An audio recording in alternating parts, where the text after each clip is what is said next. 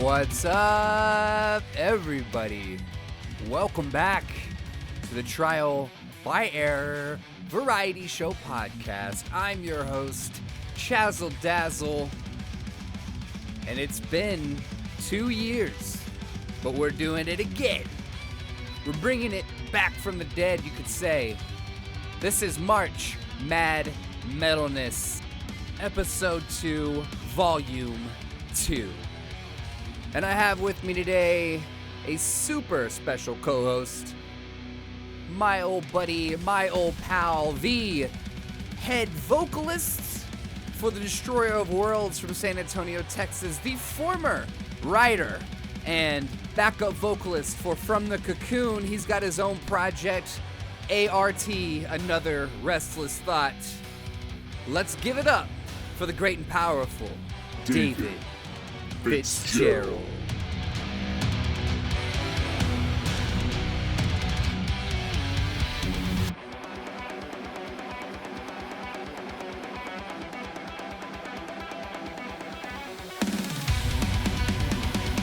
I'll say that.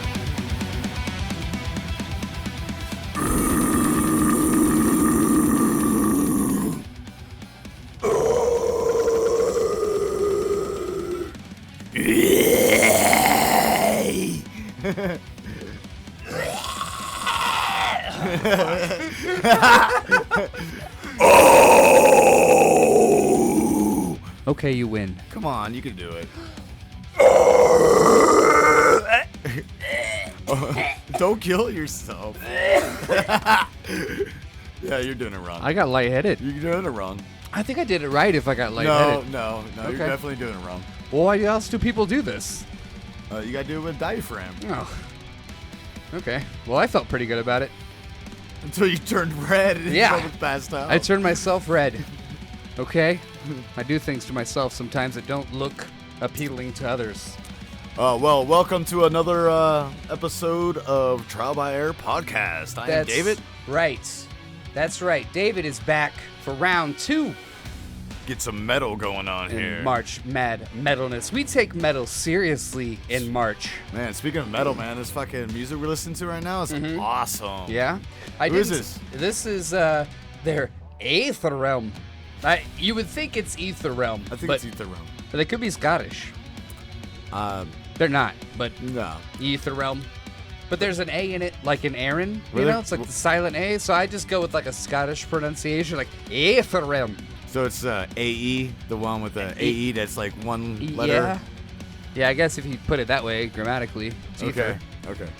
Yeah, it's the Song of the Devil. It's actually the instrumental track. This I picked shit's it awesome. out for you. Yeah, I figured that, you like the sinister side of metal. I really more do. so.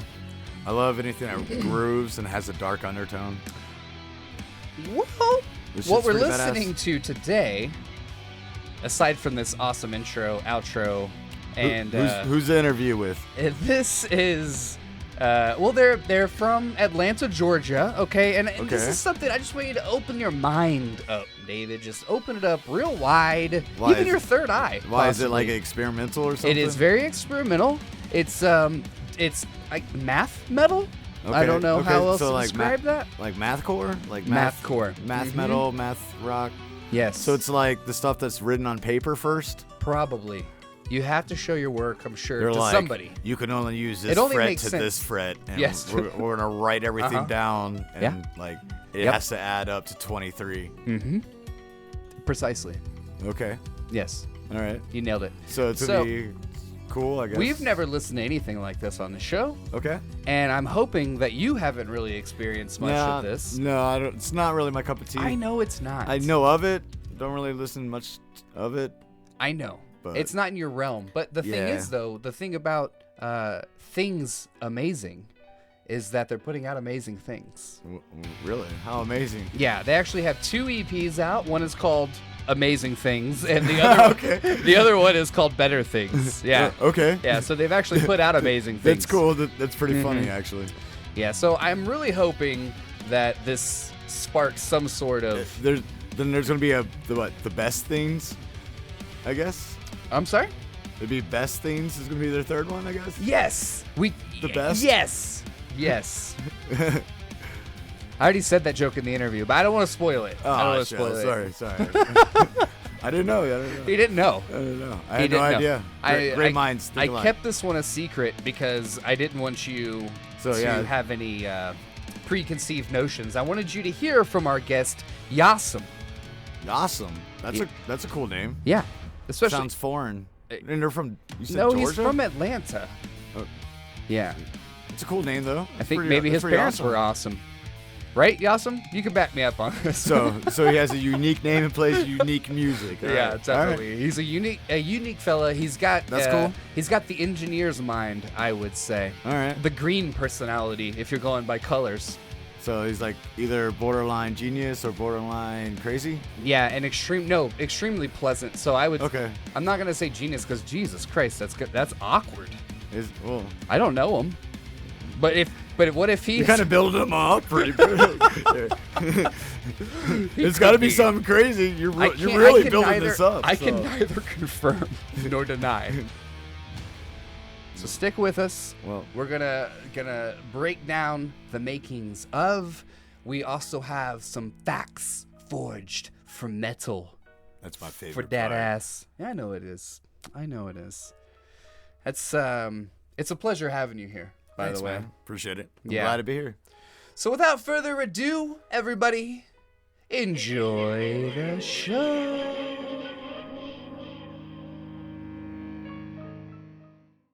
If anything, if I need to, I'll just jack up your Vokes. So, no big deal. Okay, cool. Cool, man. Well, I'm Chaz. Good to meet you. Hey, nice to meet you too, man. I'm Yasin. Yasin. So I stumbled upon your music on Bandcamp. I was just browsing the metal releases, and to be honest, your album artwork caught my eye. You got some really beautiful artwork, and then the music really matched that vibe. Really funky, eclectic, energetic, very creative. And I guess I just wanted to kind of talk to you, about what you guys are working on next. I know the last release you put out was in 2019, so I assume you're working on some stuff. So yeah. That's really funny because I think it's great that you found us through Bandcamp. Sorry, I work like right next to the airport, by the way, so no big deal. On occasion, a plane might go over. Sorry if that cuts through a little too much. I can repeat anything. Yeah, I think it's hilarious that you found us through the metal section on Bandcamp because I love metal music and there's a lot of metal influence in Things Amazing, but I don't really think of us as like a metal band. But it's cool that like it pops up in those circles here and there. I mean, we had a crazy drummer for the first two records, so it definitely helped like keep things heavier. Yeah, it's funny. It didn't really, when I was listening to it, I'm like, this is if this is metal, this is definitely a subgenre of metal I'm not familiar with. Yeah. It had more kind of a punk pop vibe, more of a prog metal, if anything. Because it was just bouncy. However, I have heard some bands that are like really attached to their metal label, and they do kind of have that instrumental sort of bouncy genre feel. So what would you describe your sound as?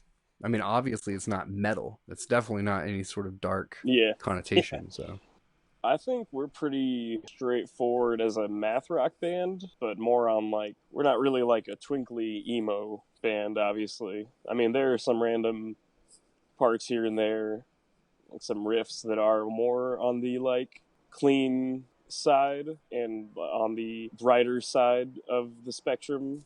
But I think on the whole, we're like a happy heavy is kind of like how I like to think about it, because a lot of none of it's really dark. Even when it gets like heavy and intense, the music itself is never really like too chaotic or down. We're not really a slow band, so that probably helps out a lot with that.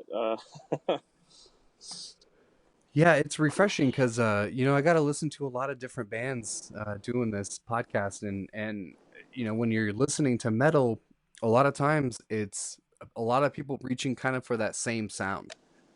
And it's refreshing to stumble over stuff, even if it isn't metal, just in the metal category, to kind of like take my mind, because sometimes it's just like every song is starting out with a really fast, drum, a gallop or whatever it may be, thinking like this is kind of the same thing I'm hearing again and again.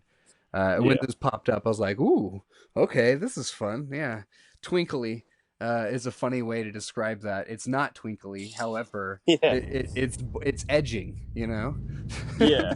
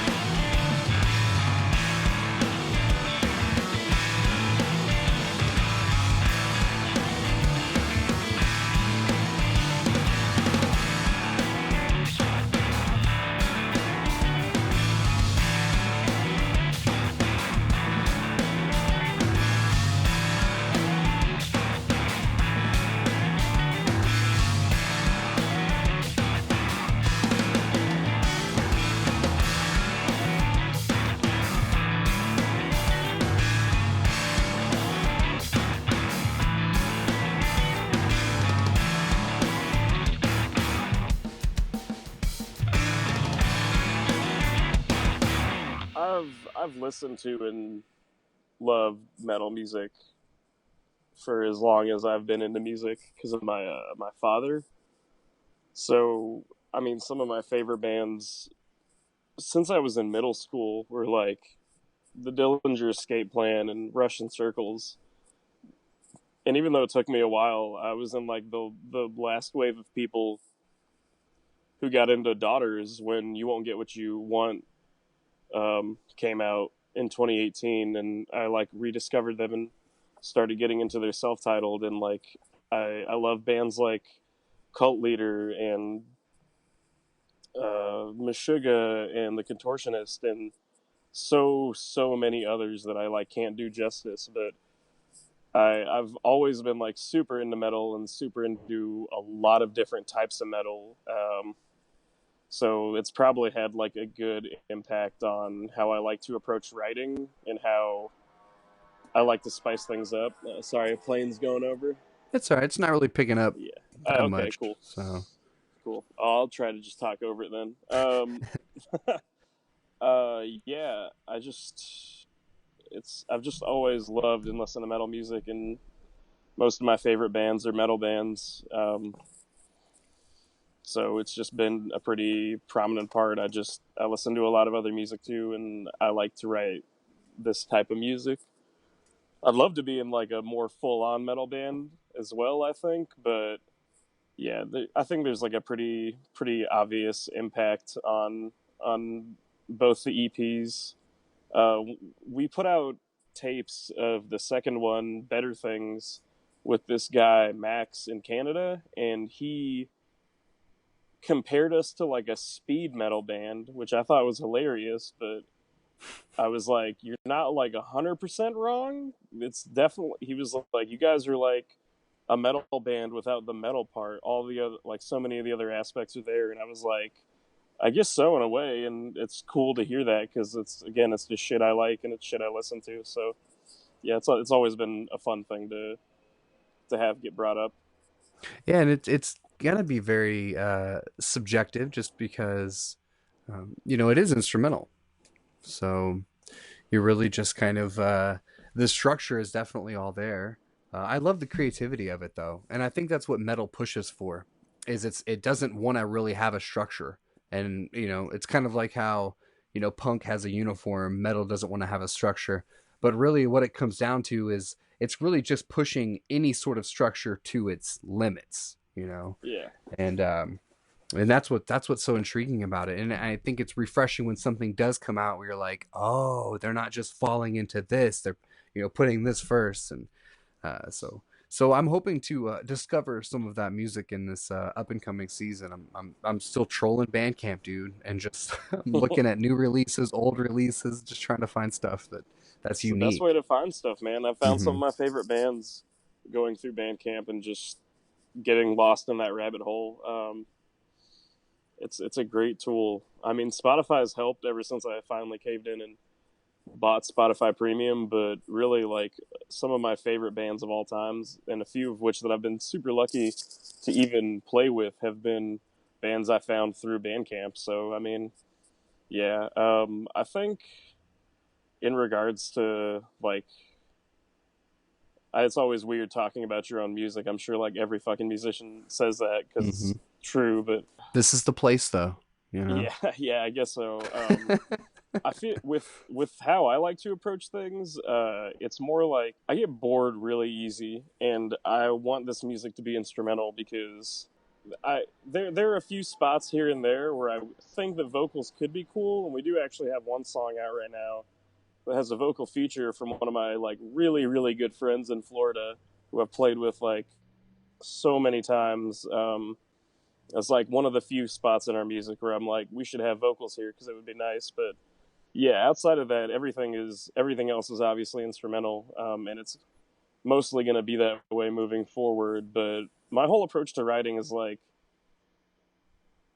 I'm trying to push myself creatively on how I play guitar, and I'm trying to push myself creatively in how I approach writing music. I might have said it. I just get bored really fast with a lot of music that's too repetitive.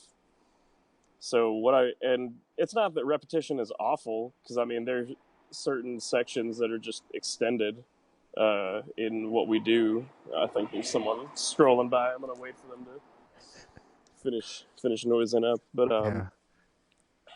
So do you like the challenge of it? In other words, like you don't want to find yourself in a position where you're rehearsing and it's just like, okay, we've had this, like it's kind of every time it's like, dude, no, we have to be paying attention or we're not going to nail this, Yeah, pretty much.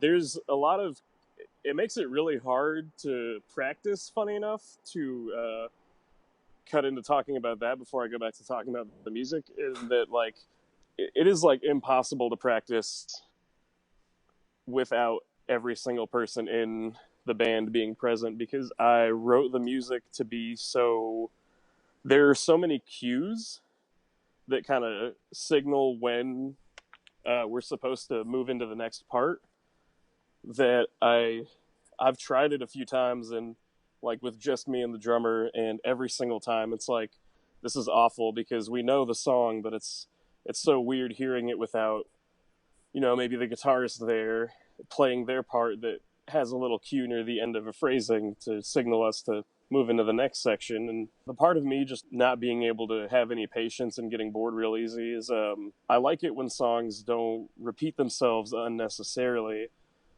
And a lot of what I feel like I try to do is, at least in the songs that I like the most, it's like you start somewhere and then it's a journey you don't really get to go back on too much.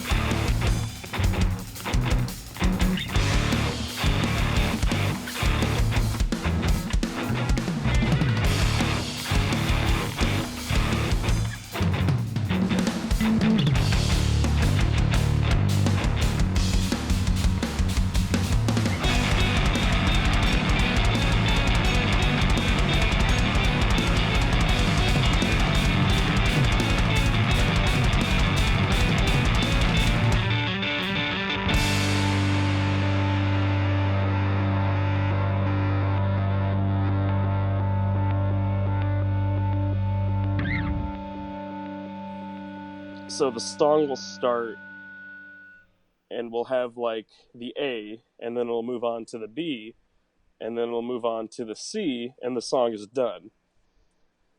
And I think it just kind of, it like works better with how it comes across in my mind, because I'm like, the song is progressing and changing and then it stops, so there's not really too much time to linger on an idea, and it makes it a lot easier to listen to it again and not get bored, because you're like, I only have 30 seconds to listen to this section of music before it's gone, like it's, and then it moves on to something else. So it's mostly just me being like, there's so much happening, my brain is like being stimulated the right amount, you know? Mm-hmm. I can see that. I can totally appreciate that kind of thinking too, and especially as a musician where it just you're really putting a lot of, I don't know, weight on your ability to do that, and you're not just settling is what I'm trying to say. Yeah.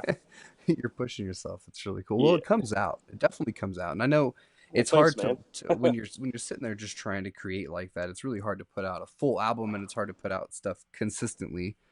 Um, so it's really important that when you finally do get everything recorded, it's the way you want it.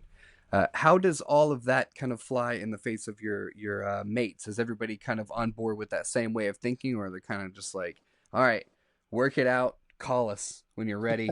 Or The way I used to write songs for this band would be I would write the entire song and I would structure everything out on my own, and then I would bring it forward to everybody so that we could have a cohesive piece to work with.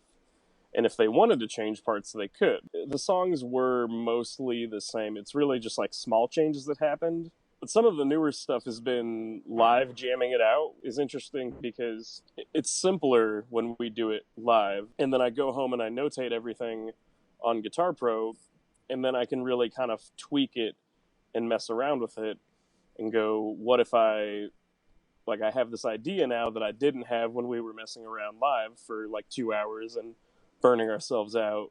What if I did this? And I think it's been a cool experience, but most of the groundwork and the foundation is me. I think I've led the direction on every song we have released and in the works. Not that I don't want other people to do it, but usually it's just what ends up happening is I kind of take the reins and I guide the song the way I want it to go. So it's really more like I'll lay the song out and I'll get it put together, and then either somebody else or myself will fill it out. And that's kind of how the first two EPs were done, was me writing the songs and then everyone throwing in their own little bits to make them a little bit better. it's really remarkable the way. That's why I asked, like, is everybody on board? Because I mean, I'm assuming they are, just because this is some of the most intricate type of instrumental work to do without actually composing. I mean, in a way, you are. I mean, in a huge way, you're composing. You're fine tuning every bit of this, but it's not orchestra. Yeah. Is this the closest thing to it, though? Is this type of challenge, this type of theory and application, and it's just really impressive. So I look forward to seeing what you're going to do with the next. Is it going to be, so you've had things amazing things? I'm sorry that it just happened to you. I just love when that trips people up. It was like a completely unintentional goof. I just thought it would be funny to mirror the name of the first EP to just be amazing things, and Yeah. it's like tripped a few people up, and it's always really funny, but sorry. Yeah, so I have so many more than this, but I know everybody's different, but the way I write music is not a super uncommon one, but my particular way is like it's a lot of random bursts of intense creativity followed by a dry spell. So some of these songs I've had mostly done for like 4 years, and others are 3 months old. So I have, and a few of them still need to be cleaned up and finished, but we've been making a lot of good progress recently.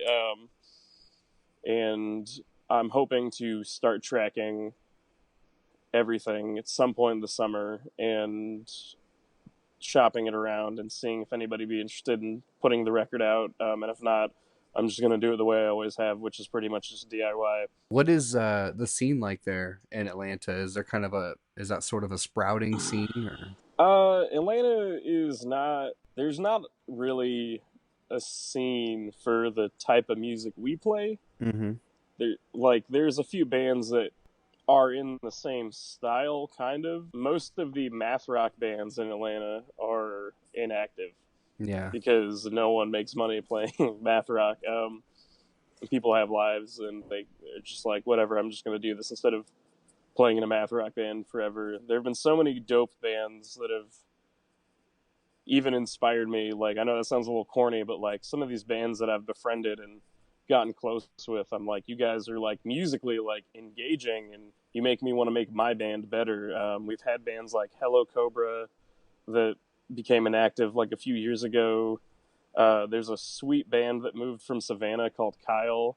Actually, their bass player was our bass player for a little bit. He helped write the second EP and really contributed a lot.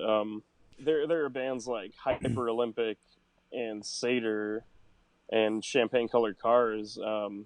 Like half of them are inactive, and when this is the scene, it's rough because you're like, this is obviously like a handful of bands, some of which play maybe once or twice a year because they're busy with other bands or busy with their life. And I've just been too stubborn to give up, so I'm like, I'm gonna keep doing my dumb math rock band because just keep getting random little glimpses of hope here and there that make it worth it.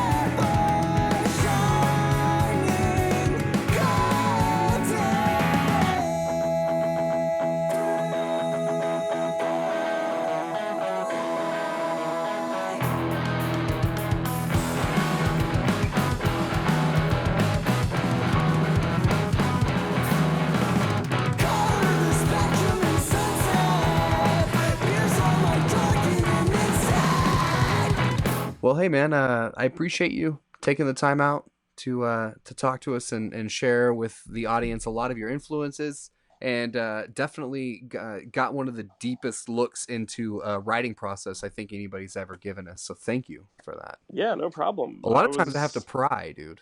So I'm just dumb and like talking too much. No. Hey, and when you put out new stuff, hit me up. And I mean, I'm following you anyway, so I'll see it. I'll probably hit you up first. Cool. But yeah, we'll talk again, man, and kind of catch up, share some stories. Maybe you can get the other dudes on, and we can talk to them too. Oh yeah, for sure. This was super fun to do, man. Thanks for hitting me up. I was glad to do it. Of course, man. Well, take care. Don't work too hard. All right. Yeah, I'll try not to. Thanks, man. Later. Now back by popular demand. Facts forged from metal. Facts forged from metal.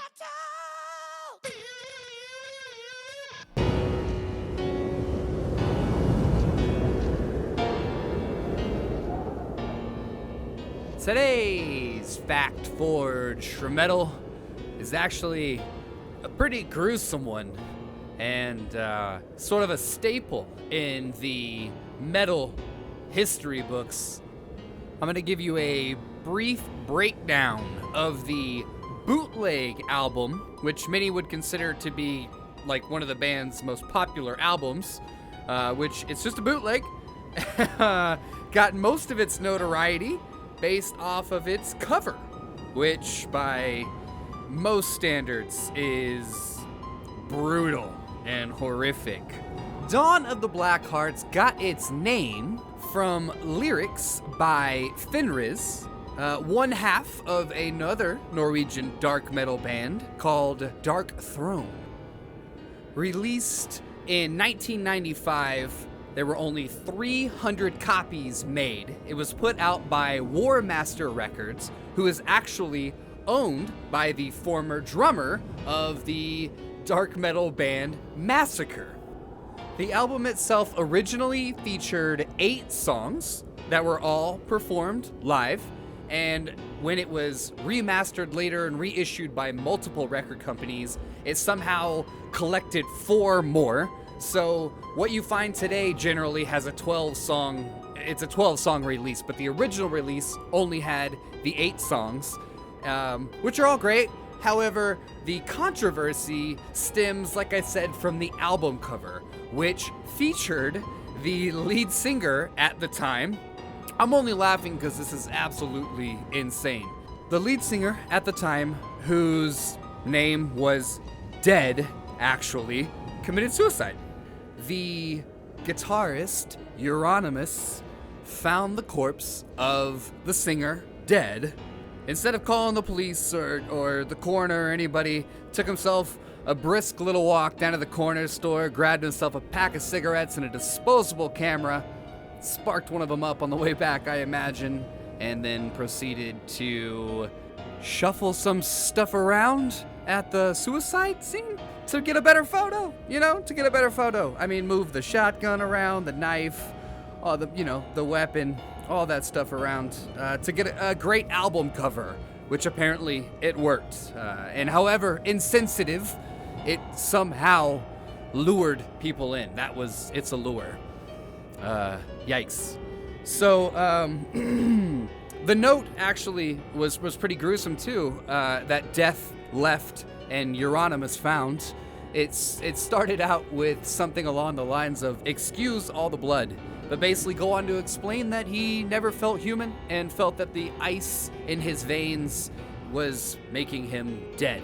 And so Euronymous took bits of his skull, eventually made necklaces for other members in the dark and death metal communities. That's true. And then went on to pass them around, and people wore them. Unbelievably, they wore them with pride. It's confirmed. So this album has just a lot of really dark history behind it. Some of the actions of Euronymous actually caused some of the other members to leave the band. It was just too much to hack. So you can find the album cover just anywhere you find mayhem music. It's just right out there. It's one of the most gruesome things in metal I think I've ever seen, and it is completely authentic. I don't encourage you to look unless you're just super into that kind of thing, like I am, sort of secretly. So, anyway, I hope that one didn't catch you off guard, you weren't eating something, and this has been your Fact Forged for Metal. Ugh. I hope you learned something, you silly, silly son of a bitch.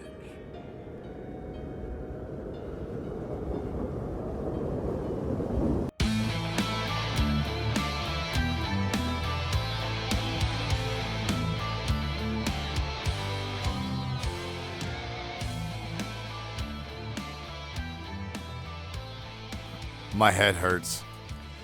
Aww. That hurt my head. Aww. I feel like I got violated inside. Yeah. The interview or the music? The music. Oh. It was good, but Wow, it was pretty intense. I don't really like it. Yeah, you know what? I think I might have fucked up categorizing this as metal. Yeah. Yeah, I think I might have fucked this one. Hey, but you know what though? They're good though, but yes. Yeah, wow. Agreed. That was intense. Not what you were expecting. No, that was hard. Yeah. that was intense.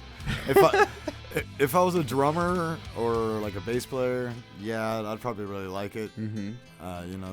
They have a lot of like fusion elements. But as we talked there's about, some digent in there as too, Yasin and I talked about, though, it's a challenge. It's so progressive. Mm-hmm. It's very progressive, but he's done 100 other things that sound like other things, Yeah, and he wanted to challenge himself. You know? That definitely hurt my head though. Yeah.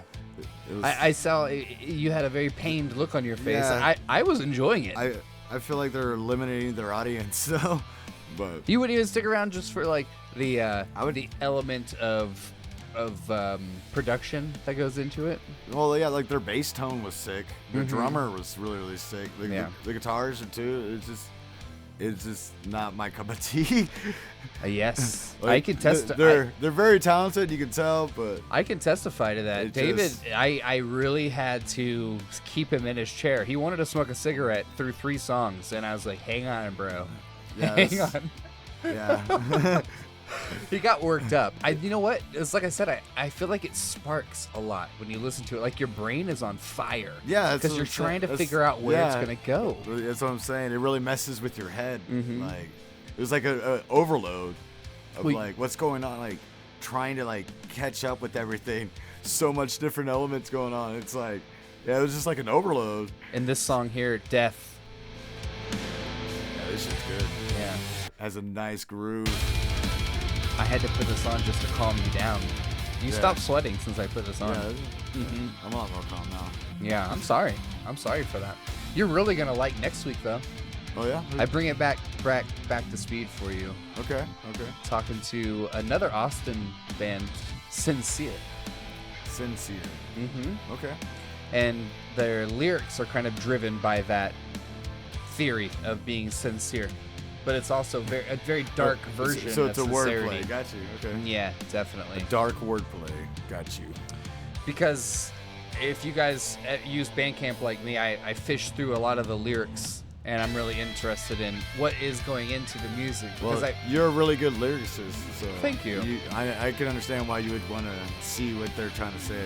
speaking of that, I wrote some lyrics for you. Oh yeah, cool. I did. Nice. I'm gonna give them to you. I was Okay. in a very weird place in my head, kind of dealing with frustration and a little bit of depression, and I decided to channel that. And I had a metal beat in my head while Okay. I wrote it, and I thought, if there's anybody that would appreciate this, it's you. I'm not gonna read it here. People are crazy. You people are crazy. Maybe next week. Nice. Right on. It could be the facts and force from metal. Oh. That'd be cool. Yeah. We'll find out next week. All Okay. right. We'll have David back. So you guys take care of each other. And we'll see you next week.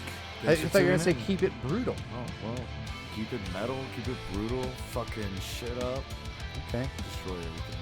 Yeah. And take care of yourselves. and Nah. follow the golden rule.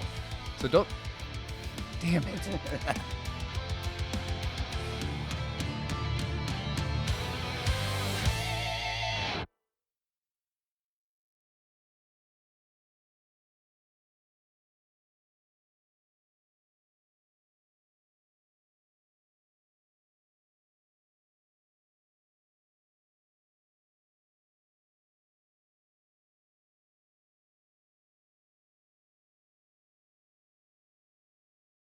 Putrid Paul. This house is half full of sadness, half full of frustration. This home would have burned down long ago if we hadn't learned to cope. Disturbing thoughts stuffed into jars, stored next to feelings on a shelf. These shelves are running out of room. I pour them out for better health. So you drink them now, they're killing you. Now I can barely live with myself. The skies are always gray these days, the soil barren, still no rain. The source we need to live or die, wither and rot before our eyes. Putrid pool where we gather, fire to make us clean. Teasing the dryness with flames, risking life to take a drink. We are quarantined,